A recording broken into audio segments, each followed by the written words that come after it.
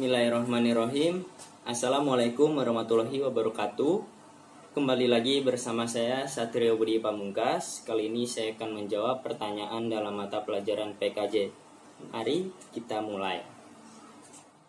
Pertanyaan pertama, berikan analisis perbedaan antara bahasa pemrograman, framework, dan library. Secara definisi, library dapat diartikan sebagai kumpulan kode program yang telah dituliskan oleh orang lain atau tim tertentu sehingga kita hanya perlu menggunakannya saja tanpa harus membuatnya dari awal. Sedangkan framework merupakan kumpulan library-library yang kita butuhkan untuk membangun sebuah aplikasi dan aturan-aturan tentang bagaimana cara kita mengintegrasikannya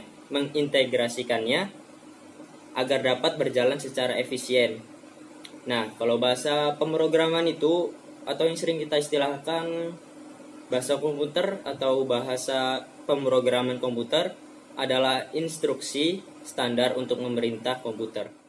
Kita lanjut ke pertanyaan kedua, apa yang membedakan antara front-end developer dengan mobile developer? Yang saya tahu, front-end developer adalah orang yang bertanggung jawab atas tampilan depan website untuk membuat user interface dan user experience yang bagus bagi user. Sedangkan mobile developer adalah orang yang punya spesialisasi dalam teknologi mobile seperti membuat aplikasi Android, Google misalnya. Kita lanjut ke soal nomor 3. Berikan analisis kenapa PHP masih banyak digunakan sampai sekarang. Minimal kemukakan 3 alasannya. Alasan yang pertama yaitu PHP merupakan bahasa open source. Berkat adanya fitur open source ini, PHP dapat diakses secara gratis. Alasan yang kedua, PHP mudah digunakan karena sintaksnya cukup jelas, maka dapat dikembangkan oleh developer juga. Lalu yang ketiga, sumber belajar PHP sangat berlimpah. Kenapa? Karena Anda dapat belajar melalui offline ataupun online. Nah, kalau misalnya Anda belajar secara offline, Anda dapat membeli buku-buku bahasa pemrograman PHP. Nah, kalau belajar online, Anda dapat mengunjungi YouTube Web Programming Unpas untuk belajar PHP.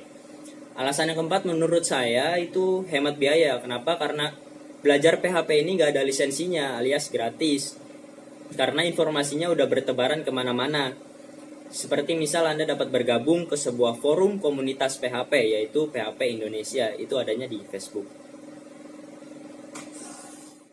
Oke, kita lanjut ke soal nomor 4. Analisis study case berikut. Anda diposisikan sebagai seorang developer. Kemudian ada klien yang meminta Anda untuk membuatkan sebuah media yang memudahkan klien untuk berjualan.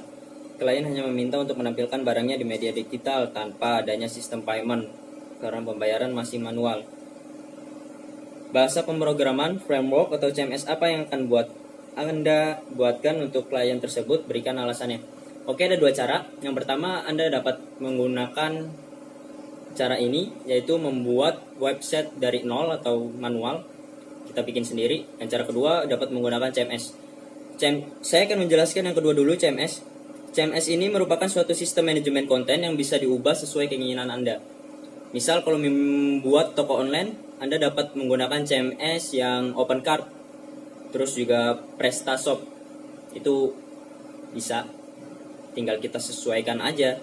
Tapi Anda harus merogoh kocek uang karena Anda akan membeli atau berlangganan dengan domain Asia atau yang lain-lain. Terus tentang apa yang akan saya pilih, nah, sudah jelas saya akan memilih yang pertama secara manual. Kenapa? Karena keuntungan akan pribadi buat saya jika saya memang developer. Amin. Yang akan saya buat itu nanti dibutuhkan kalian khusus ya, kayak misal JavaScript, PHP, Python, dan lain-lainnya. Nah, saya pengen bikin pakai JavaScript biar responsif webnya, lalu CSS juga biar indah aja, HTML, udah cukup 3 itu aja menurut saya. Atau mungkin ditambahin dengan PHP buat database-nya nanti. Terus untuk masalah domain, biar bisa online gitu kan, kita bisa pakai Netlify, itu gratis, tapi Netlify akan tercantum sebagai nama domain kita, misal satrio.netlify.com. Itu tercantum di situ. Kita lanjut ke soal nomor 5. Analisis study case berikut. Anda diposisikan sebagai seorang developer, kemudian ada klien yang meminta Anda untuk mengubah web yang sudah ia miliki ke dalam bentuk mobile dengan tampilan yang lebih menarik. Apa yang kalian buat dengan permintaan klien tersebut? Berikan alasannya.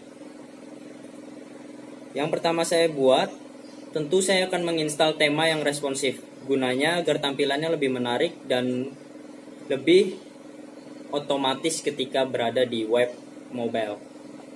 Namun nyatanya tak semua tema itu responsif. Beberapa tema berfungsi sekedar sebagai riasan.